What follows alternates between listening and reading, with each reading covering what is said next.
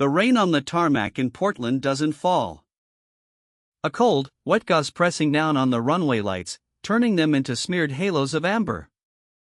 Inside the terminal, a man in a dark suit and sunglasses buys a ticket for Flight 305. He calls himself Dan Cooper. The day before Thanksgiving. The plane is a Boeing 727, bound for Seattle. 27 minutes in the air. The passengers are mostly businessmen and a few families trying to get home for the holiday. They carry briefcases and small bags. They are thinking about turkey in traffic. They are not thinking about the man in seat 18C. She notices the man is polite. He lights a cigarette. The smoke curls into the dim cabin light. He unfolds a piece of paper. She thinks it is a note. The handwriting is neat. I have a bomb in my briefcase. I want you to sit beside me. He wants $200,000 in cash. He wants the plane to be refueled on the tarmac in Seattle. He wants a fuel truck waiting. He wants a bus to take the passengers to the terminal. He says all of this in a low, even voice. A man checking items off a list. They get the parachutes. They get the fuel truck. The passengers are released. They walk down the steps into the rain. They do not look back. They do not know they are the lucky ones. The plane takes off again. Now there is only the crew. He tells them to fly south. He tells them to keep the altitude low. He has done his homework. The crew does what he says. They are alone in the dark.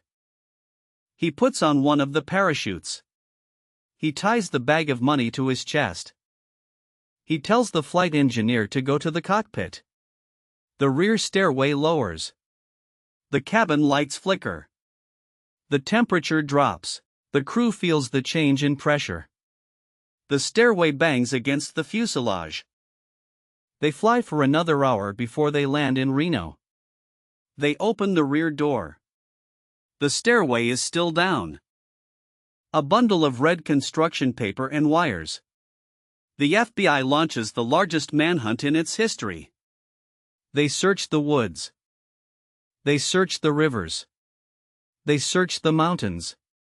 Not a scrap of fabric. But the story does not die. The FBI investigates hundreds of suspects. A man named Richard Floyd McCoy. A former Green Beret. He hijacked a plane 2 years later. The FBI looked at him hard. They never closed the case. A flight attendant for Northwest Orient. He knew the procedures. His family found a stash of cash. They did not want the attention. They could not prove it. And then there are the others. The names in file cabinets. The men who told their friends. The men who told their wives. The men who told no one. The case has over 1,000 suspects. It has over 1,000 dead ends. In 1980, a boy named Brian Ingram was digging a fire pit on the banks of the Columbia River. He was 8 years old. He found 3 packets of cash. The serial numbers matched the ransom money. The FBI tested the soil. The money had been there for years. But where was the rest? Where was the parachute? They said they had no new evidence. They said the case was no longer a priority. They said it was time. But the file is not destroyed. It sits in a vault in Seattle. Hundreds of interviews. One photograph of a man in sunglasses. One name that may or may not be real.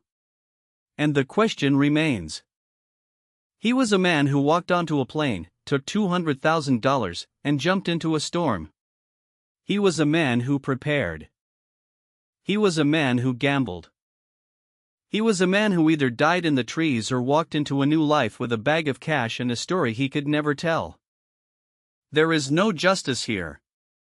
There is only the story. And the story has no end. A symbol of the perfect crime. A ghost in the machine. He did what no one else had done. And in getting away, he became something more than a man. The rain still falls on the tarmac in Portland. The lights still blur. The planes still take off.